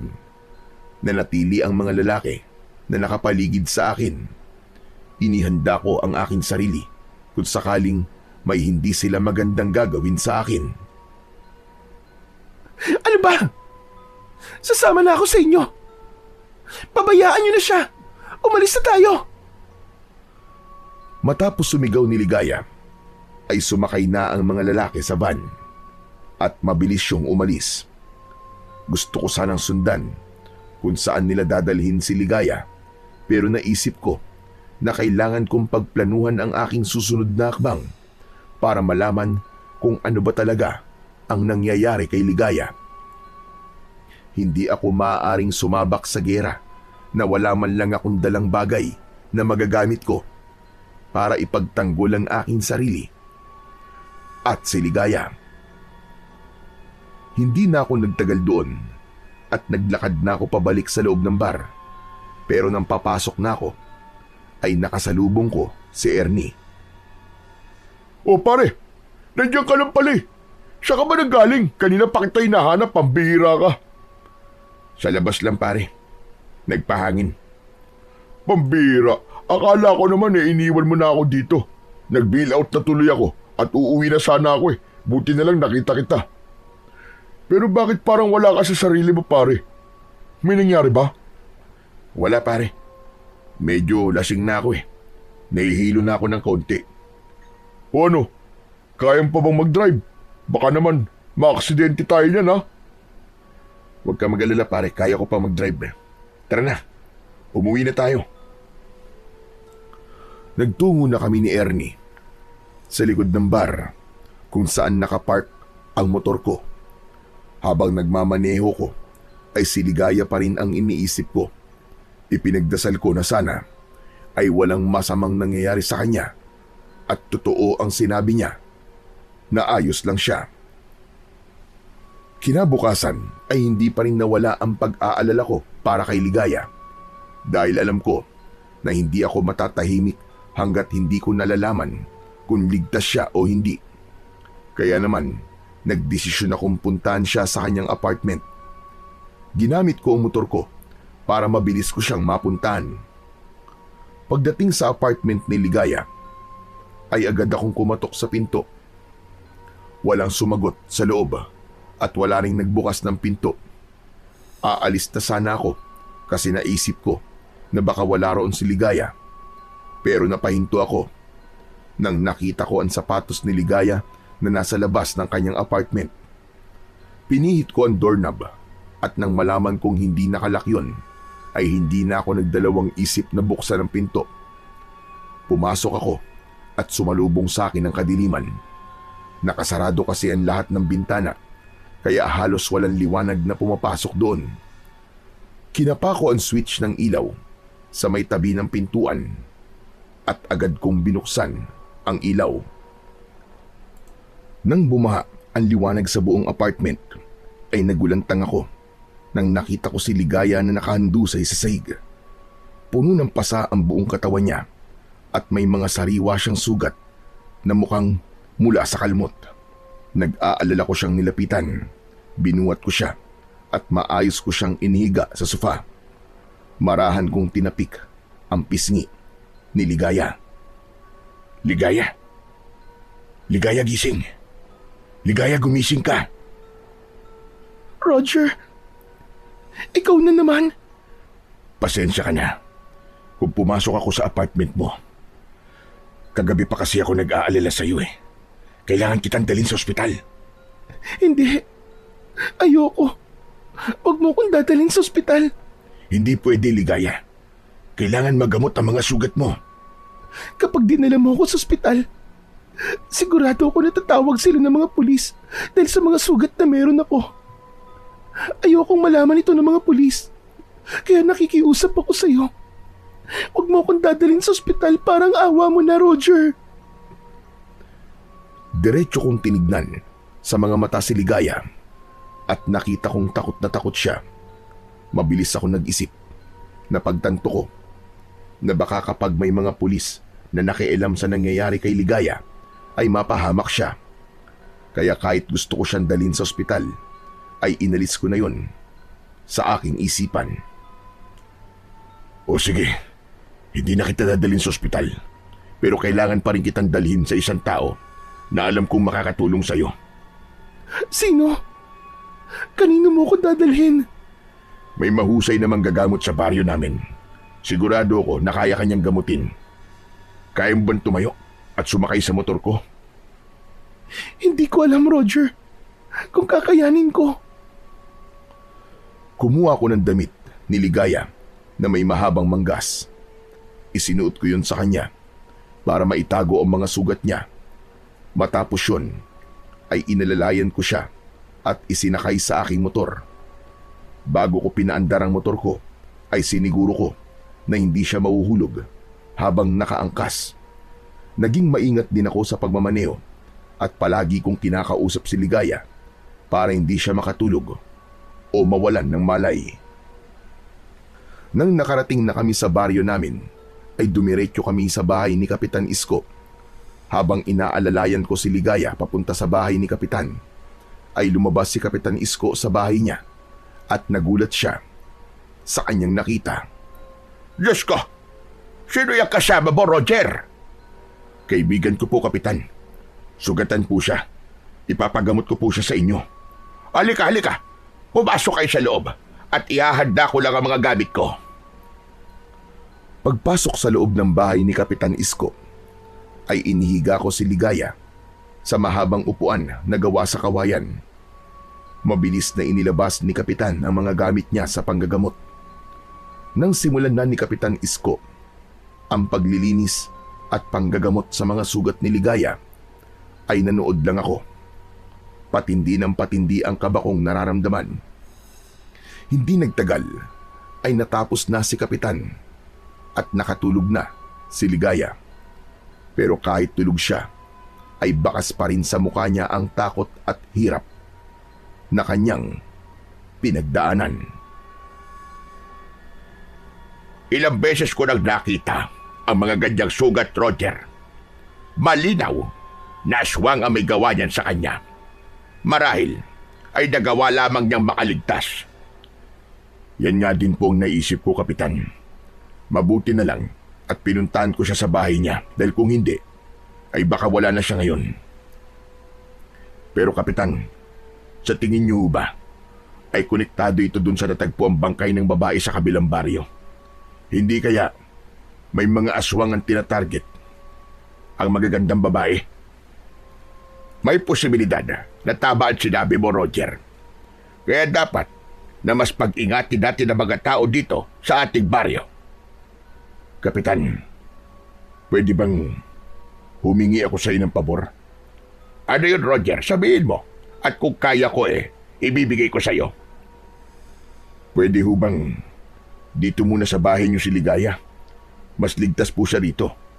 Kapag po nagising siya ay sabihin niyo na sinabi ko na dito na muna siya habang hindi pa natin nare-resolba ang pagsalakay na ito ng mga aswang.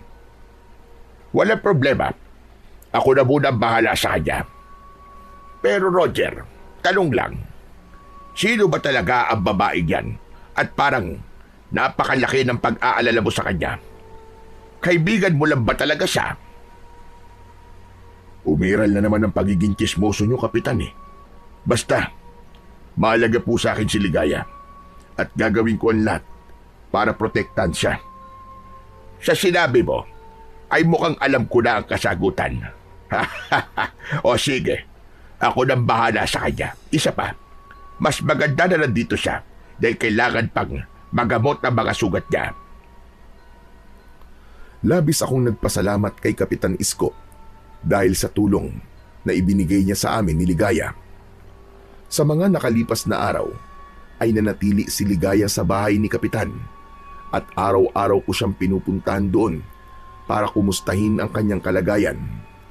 May mga pagkakataon na tinutulungan kami ni Ernie sa paggamot sa mga sugat ni Ligaya. Kapag tinatanong ko si Ligaya sa kung anong nangyari sa kanya, ay hindi siya nagsasalita. Nirespeto ko naman ang pananahimik niya at umasa ako na isang araw ay sasabihin niya na sa akin ang lahat. Importante kasi na malaman ko ang katotohanan para malaman ko kung ano ang susunod kong gagawin. Hanggang isang umaga, habang nag-aalmusal ako, ay humahangos na dumating si Kapitan Isko. Hindi na siya umatok sa pinto at diretso na siyang pumasok sa bahay ko. Kinabahan ako kahit wala pa siyang sinasabi. O Kapitan, ano nangyari? Bakit parang aligaga kayo? Kahit ikaw, Roger, ay magiging aligaga sa sasabihin ko sa'yo. Si Ligaya, wala na siya sa bahay ko. Ano? Paano pong wala na? Sandali, huwag niyo sabihin na. Namatay na siya. Hindi. Pagising ko, ay wala na siya sa bahay ko. Umalis siya nang hindi nagpapaalam sa akin at hindi ko rin alam kung nasa na siya. Pero kagabi, ay para bang nagbibigay na siya sa akin ng senyales na plano talaga niyang umalis. Bakit, Kapitan? Ano ho bang sabi niya kagabi? At sabi niya, ay di pwedeng nasa baryong ito siya dahil paniguradong magaganib ang baryo natin. Susundan daw siya ng mga nananakit sa kanya. Tinanong ko kung sino ang nananakit sa kanya. Pero hindi naman niya sinabi sa akin. Aalis lang po ako, Kapitan. Hahanapin ko po si Ligaya. Nagmamadali akong umalis sa bahay gamit ang aking motor. Una akong pumunta sa bar pero wala roon si Ligaya. Sunod ay sa apartment niya pero maging doon ay wala rin siya. Doon na ako unti-unting nawalan ng pag-asa dahil ang 2 lugar lang na yon ang alam kong pwedeng puntahan ni Ligaya. Kaya bigo akong bumalik sa aming baryo. Pagdating ko sa bahay ay naroon si Ernie na mukhang kanina pa naghihintay sa akin. Pare, sinabi na sa akin ni Kapitan na nangyari. Ano, kumusta? Nahanap mo ba si Ligaya? Hindi, pare. Pinuntahan ko siya sa bar at sa apartment niya. Pero wala siya roon. Saan naman kaya siya pumunta? Ewan ko, pare. Pero hindi ako titigil hanggat hindi ko siya nahanap. Sigurado ko, naswang talaga nanakit sa kanya. At kaya umalis siya ay dahil ayaw niyang madama yung baryo natin sa ginagawa sa kanya ng mga aswang.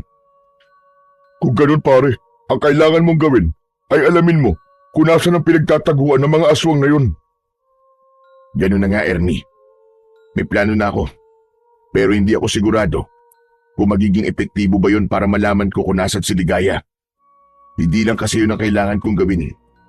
Kailangan ko rin patayin ng mga aswang na nananakit kay Ligaya para matapos na ang paghihirap niya. Grabe, pare. Mukhang mahal mo na nga talaga si Ligaya. Talagang handa ka makipagbakbakan na naman sa mga aswang para lang sa kanya eh. Pero hindi kita masisisi. Ganyan talaga kapag in love. Gagawin mo ang lahat para sa taong mahal mo. Basta pare, tandaan mo ha. Nandito lang ako, pare. Kung kailangan mo ng backup, magsabi ka lang sa akin. Sa totoo lang, pare, hindi ko rin alam kung bakit ako nagkaganito sa isang babae. Pero tama ka. Mahal ko na nga si Ligaya. At wala akong ibang gustong mangyari kundi ang masiguro ko ang kanyang kaligtasan. Kahit matagal na akong nakikipaglaban sa mga aswang, ay hindi pa rin nawala ang kaba ko sa laban na maaari kong kaharapin. Wala kasi akong ideya kung anong klaseng mga aswang ang kailangan kong labanan. Pero nangako pa rin ako sa sarili ko na gagawin ko ang lahat para matapos na ang pinagdadaanang hirap ni Ligaya sa kamay ng mga aswang. Maghapon akong hindi mapakali dahil sa pag-iisip kung nasaan na si Ligaya at kung ano na ang nangyayari sa kanya. Pagsapit ng gabi, matapos kong maghapunan, ay umalis ako ng bahay at dumiretso ako sa bar kung saan nagtatrabaho si Ligaya. Dala ko ang aking 2 balaraw na ginagamit ko kapag nakikipaglaban ako noon sa mga aswang. Wala kasi akong ideya sa maaaring mangyari, kaya naghanda na ako. Hindi na ako pumasok sa mismong bar. Nagpunta ako sa likod ng bar at nagtago ako sa madilim na bahagi roon. Matyaga akong naghintay dahil malakas ang pakiramdam ko na sa gabing yun ay makikita ko si Ligaya. At hindi nga ako nagkamali. Pagsapit ng 12:00 ng hating gabi ay dumating ang van na sinasakyan ng mga lalaking kumuha kay Ligaya. Naghintay pa ako ng ilang sandali at dumating na si Ligaya. Sa galaw niya ay halatang iniinda pa rin niya ang mga sugat niya. Sumakay agad si Ligaya sa van at mabilis yun na umalis. Walang pagdadalawang isip na sumakay ako sa aking motor. Sinundan ko ang van. Hindi na ako papayag na hindi ko malalaman kung saan dinadala ng mga lalaking yun si Ligaya. Hindi ako masyadong lumapit sa van at pinanatili ko ang aking distansya para hindi sila makahalata na may sumusunod sa kanila. Halos 1 oras kong sinundan ang van bago yun pumasok sa isang baku-bakong daan. Ipinarada ko ang aking motor dahil alam ko na kung susunod pa ako sa kanila na sakay nun ay malalaman na nila ang ginagawa ko. Naglakad ako sa kadiliman at napansin ko na puro talahiban ang nasa magkabilaang panig ng daan. Mula sa hindi kalayuan ay natanaw kong huminto na ang van sa harapan ng isang lumang abandonadong gusali. Nagtago ako sa talahiban at mula roon ay nakita kong pumasok si Ligaya at ang mga lalaki sa naturang gusali. Huwag kang mag-alala, Ligaya. Hindi ako papayag na hindi matatapos ngayong gabi ang paghihirap mo. Hindi nagtagal ay nagsimula na akong kumilos. Inilabas ko na ang aking 2 balaraw na palagi kong ginagamit sa pakikipaglaban sa mga aswang. Tahimik akong naglakad papunta sa abandonadong gusali. Nang makapasok ako roon, ay agad kong naramdaman ang presensya ng mga aswang sa paligid. Amoy na amoy ko ang halimuyak nila. May nakita akong hagdan papunta sa pangalawang palapag. Paakyat na sana ako roon nang may 2 lalaki ang sumalubong sa akin. Sa isang kisap mata ay nag-anyong aswang ang mga yun. Sumugod sila sa akin pero handa ako.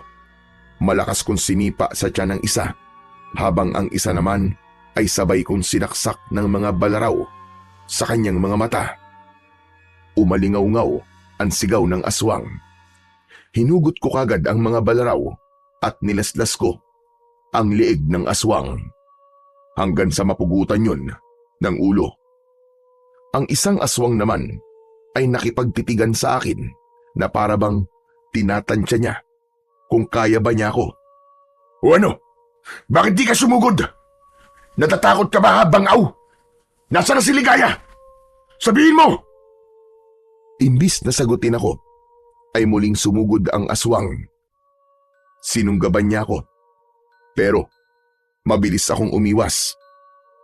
Nawalan siya ng balanse at nagpagulong-gulong siya sa may hagdan. Nang bumagsak siya sa ibaba, ay balina ang leg niya at wala ng buhay. Tuluyan na akong umakyat sa ikalawang palapag, pero sinalubong ako roon ng mas marami pang mga aswang. Tumalon kagad ang isang aswang papunta sa akin. Umikot ako pakaliwa at sinaksak ko siya sa tagiliran, sabay sipa ng malakas sa kanyang muka. Dalawang aswang naman ang sabay na sumugod sa akin. Ang isa ay tumalon, habang ang isa naman ay gumapang ng mabilis sa saig. Umatras ako ng kaunti para makabuelo at para makakuha ng tamang pwesto. Sinipa ko sa muka ang gumagapang na aswang, habang ang isa ay sinalubong ko ng saksak sa leeg at sa sentido. Biglang may humila sa likod ko at malakas kong ibinalibag sa saig. Matapos yun ay kinalmot ako ng aswang na tumama sa aking braso. Pero hindi ako nawalan ng pag-asa at malakas ko siyang sinipa sa dibdib, pagkatapos ay sa kanyang muka. Mabilis akong tumayo at kahit nasugatan ako ay mas lalo pa akong tumapang. Naging sunod-sunod na naman ang pag-atake sa akin ng mga aswang, pero wala silang naging laban sa aking lahat. Lahat ng sumubok na patayin ako ay hindi sinanto ng aking mga balaraw. Pakiramdam ko ay hindi ako nakakaramdam ng pagod ng mga sandaling yon, dahil ang tanging nasa isip ko ay ang mailigtas ang pinakamamahal ko na si Ligaya. Hanggang sa nagawa ko ng patumbahin ang lahat ng aswang, habol ko ang aking paghinga. Luminga ako sa paligid.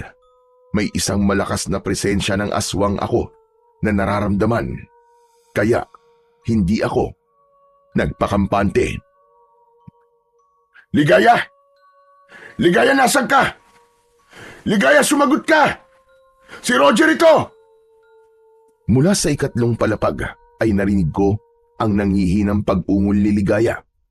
Agad akong nagtungo roon at nakita ko nga si Ligaya sa isang silid.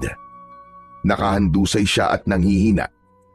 Wala siyang saplot sa kanyang katawan. Sinamsam ko ang mga damit niya at saka ko siya binihisan. Binuhat ko si Ligaya palabas ng gusaling yun at isinakay ko siya sa aking motor. Inuwi ko si Ligaya sa bahay ko at saka ko ipinatawag si Kapitan Isko para muling gamutin ang mga bagong sugat ni Ligaya. Matapos siyang gamutin ni Kapitan, ay naaawa ko siyang pinagmasdan. Ano ba nangyari? Bakit sugatan na naman si Ligaya? Tama po ang hinala natin, Kapitan. Mga aswang nga ang may gawa niyan sa kanya. Ang hindi ko lang alam ay kung bakit kahit ilang beses na siya sumasama sa mga aswang na yun, ay hindi pa rin siya pinapatay. Sigurado na rin ako na ang grupo ng mga aswang na yun ang pumatay doon sa babaeng natagpuan sa kabilang baryo. Kung ganon, ay nakipaglaban ka sa mga aswang. Tama ba ako, Roger? Ganun na nga po, Kapitan. Marami po akong napatay sa grupo nila. Pero ramdam ko na may isa pang natitira. At yun ay ang kanilang pinuno. Hayaan mo. Kapag nagising na si Ligaya, ay saka na lang natin malalaman ang mga kasagutan. O paano, aalis na ako. Kapag may kailangan ka, ay tawagin mo agad ako. Sige po, Kapitan. Maraming salamat po. Nang nakaalis na si Kapitan Isko, ay inilipat ko si Ligaya sa papag para mas maging komportable ang kanyang pagpapahinga. Habang ako naman ay magdamag siyang binantayan hanggang sa hindi ko na kinaya ang sobrang antok at nakatulog na ako sa sahig. Nang magising ako kinabukasan, ay tulog pa rin si Ligaya. Umupo ako sa gilid ng kama at pinagmasdan ko ang maganda niyang muka. Nakahinga ako ng maluwag. Nang sa wakas ay nagising na rin si Ligaya. Gulat na gulat siya nang nakita niya ako. Roger, ikaw na naman. Nasaan ako? Ligaya, nandito ka sa bahay ko. Huwag kang mag-alala. Ligtas ka na. Pinatay ko na ang mga aswang na kumukuha sa'yo. Hindi. Imposible yun. Paano mo silang nagawang patayin? Ligaya, isa kong manunugis na mga aswang sa baryong ito. May kaalaman ako pagdating sa pakikipaglaban sa mga aswang. Sinundan kita doon sa lumang gusali at doon ko nakaharap ang mga aswang. Pero sigurado ko na buhay pa ang kanilang pinuno. Si Sandro. Buhay pa si Sandro. Diyos ko. Roger, kailangan ko nang umalis dito. Sigurado ako na sa ngayon ay galit na siya. Dahil sa ginawa mo. Ayoko madamay ka pa rito. Maging ang baryo na to. Roger, hindi mo alam kung gaano kalupit si Sandro. Wala siyang awa. Huminahon ka, Ligaya. Damay na talaga ako rito. Kaya wala nang silbi kung aalis ka. Pero tulad ng sinabi ko, hindi lang ikaw ang madadamay, pati na ang baryo nyo. Maghihiganti siya sa inyo, Roger. Hindi ka na kasi dapat nakailam pa. Hindi ako pwedeng hindi makialam. Dahil mahal kita, Ligaya. Parehas kaming natigilan ni Ligaya sa hindi inaasahang pag-amin na ginawa ko. Maging ako ay nagulat dahil kusan lumabas sa bibig ko ang mga salitang yun. Doon ko naisip na wala na akong magagawa kundi ang panindigan ang aking sinabi. Alam kong wala kang tiwala sa mga lalaki. Pero mahal kita, Ligaya. Yun ang totoo. Ginawa ko lahat ng ito dahil sa pagmamahal ko sa'yo. Kaya nakikiusap ako sa'yo. Nasabihin mo sa akin kung ano ba talaga ang nangyayari sa'yo. Matagal na nakatingin si Ligaya sa akin na para bang nag-iisip siya kung dapat ba niyang sabihin sa akin ang lahat. Hanggang sa nagsalita na siya. Ang grupo ni Sandro ay isang sindikato ng mga aswang. Kumukuha sila ng mga babaeng kagaya ko para ibenta sa mga aswang na gustong magparami ng kanilang lahi. Pinagsasamantalahan nila kami ng paulit-ulit hanggang sa makabuo na sila. At kapag nakabuo na sila at nanganak na kami, ay doon nila kami papatayin. May ilang aswang na kapag nainip na sa tagal na hindi sila nakakabuo, ay pinapatay din nila ang biktima nila. Wala akong magawa, Roger. Dahil palagi nila akong tinatakot na kapag hindi ako sumunod sa kanila, ay papatayin nila ako. Kung ganun, ikaw ang napili ni Sandro na magdadala ng kanyang lahi, ganun ba? Tama ka, Roger. Akala ko nung una ay normal na customer lang siya. Nagulat pa nga ako kasi napakalaki ng binayad niya sa akin nung una. Hanggang sa nalaman ko na kung ano talaga siya. Napakahayop niya. Demonyo siya. Maraming beses niya na akong pinagsamantalahan. Marumi na nga akong babae, pero mas lalo pa niya akong dinumihan. At kagabi, balak niya na akong patayin kasi naiinip na siya at hindi pa rin ako nakakabuo. Maraming salamat dahil dumating ka. Salamat sa pagliligtas mo sa akin, Roger. Pero natatakot ako. Sigurado ako na idadamay ka niya at ang baryo niyo. Ayokong ako maging dahilan para magkaroon ng kaguluhan dito sa lugar niyo. Huwag kang mag-alala, Ligaya.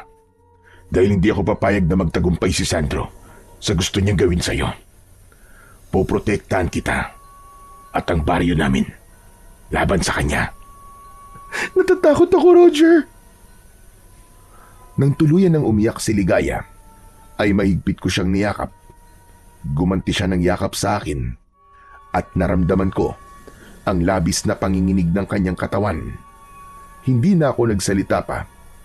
Alam ko na walang salita ang makakapagpakalma kay Ligaya dahil mas kailangan niya ng sandaling yon ng kahit isang tao na ipararamdam sa kanya na meron siyang kakampi. Nang mga sumunod na araw, ay nanatili si Ligaya sa bahay ko.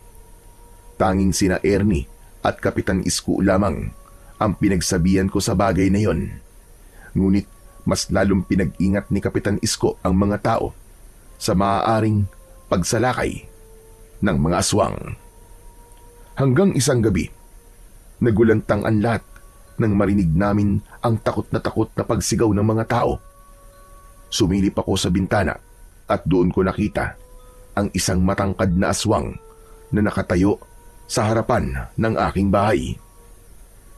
Ligaya, sa tingin ko, nandito na si Sandro. Anong gagawin natin, Roger? Wala tayong laban sa kanya. Huwag ka mag-alala. Akong bahala sa kanya.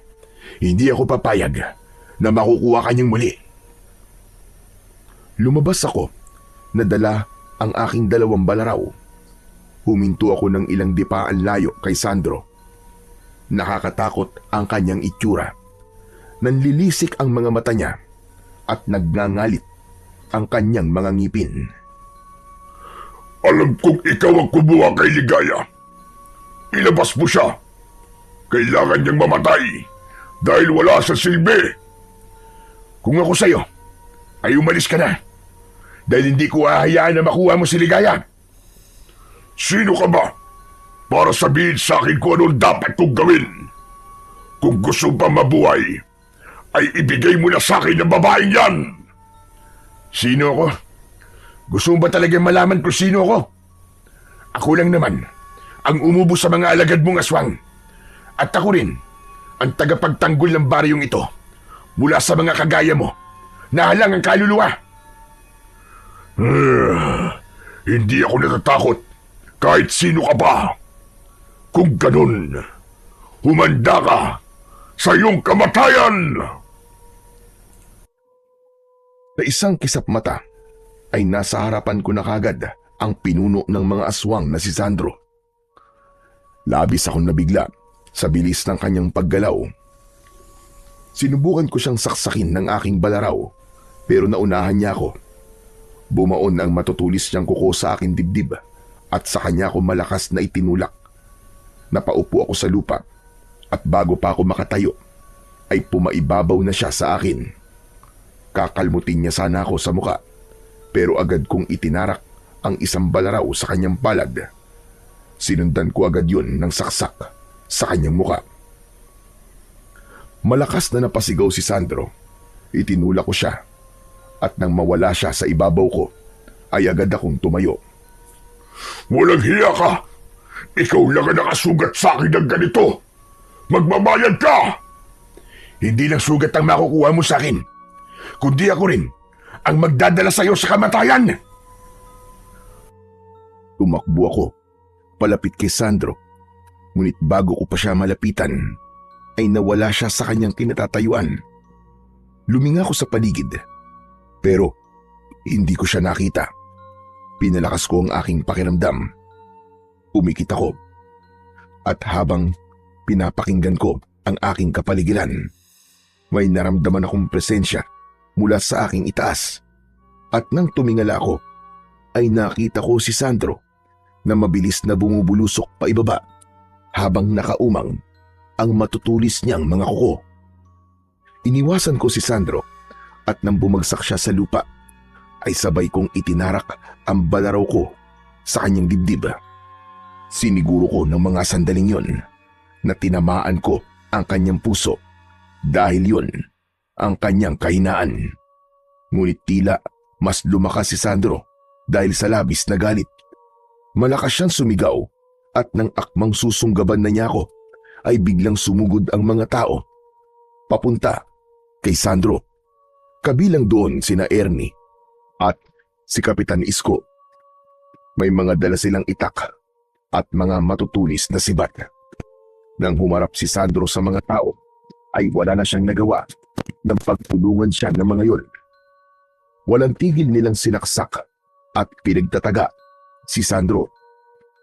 Hindi ako makapaniwala sa aking nakita dahil yun ang unang beses na tinulungan ako ng mga tao sa pakikipaglaban ko sa mga aswang.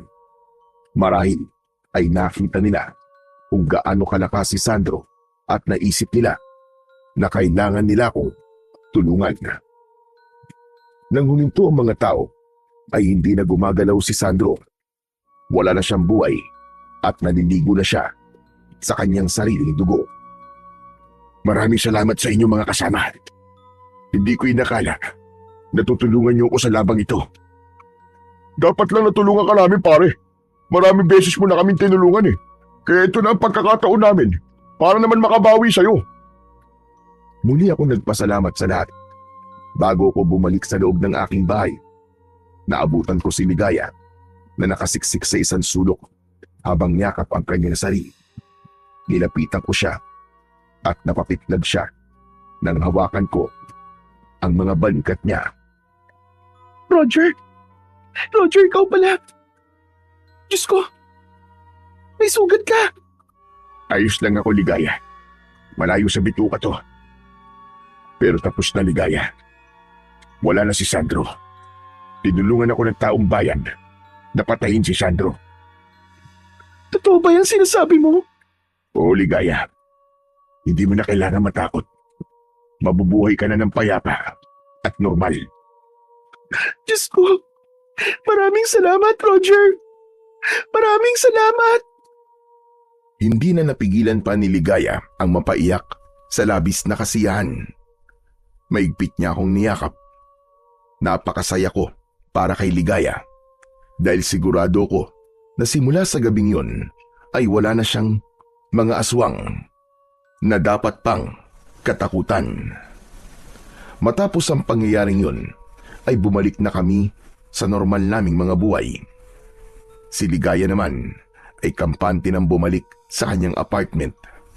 Paminsan-minsan ay nagkikita pa rin kami at naramdaman ko na mas lumalim ang aming ugnayan. Isang umaga, nagtungo ako sa grocery store para mamili. Nagulat ako dahil nasa cashier si Ligaya. Manghang-mangha ko kasi yun ang unang beses na nakita ko siyang manipis lang ang makeup at nakasuot ng blusa. O ano? Nagulat ka, no? Dito na ako nagtatrabaho ngayon, Roger. Umalis na ako sa bar. Mas maliit nga ang kita rito, pero mas okay na ito. Dahil hindi ko na kailangan ibenta pa ang katawan ko. Masaya ako para sa'yo, Ligaya. Magbabagong buhay na ako, Roger. Ayokong sayangin ang tulong na ibinigay nyo at ng baryo nyo para iligtas ang buhay ko. Maraming salamat sa iyo, Roger. Kasi ikaw ang nagparamdam sa akin na importante pa rin ako sa kabila ng pagkatao ko. Matamis akong ngumiti at napagtanto ko na doon na tuluyang natapos ang isang mabigat na kabanata sa buhay ni Ligaya. Nagkaroon na rin ako ng lakas ng loob para ligawan siya at makalipas ang ilang buwan ay sinagot na niya ako. 1 taon pa ang lumipas bago kami nagpakasal. Ngayon ay magkasama na kami sa iisang bahay ng payapa at masaya. Hindi ko na inisip ang nakaraan niya. Wala akong pakialam dun. Basta't mahal ko siya, maging sino pa siya. At ang mahalaga ay ang hinaharap na bubuin naming dalawa na malayo sa dilim na minsan nang bumalot sa aming buhay. At nangako ko sa aking sarili at sa Panginoong Diyos na habang ako ay nabubuhay ay patuloy kong poprotektahan at mamahalin ang aking pinakamamahal na si Ligaya.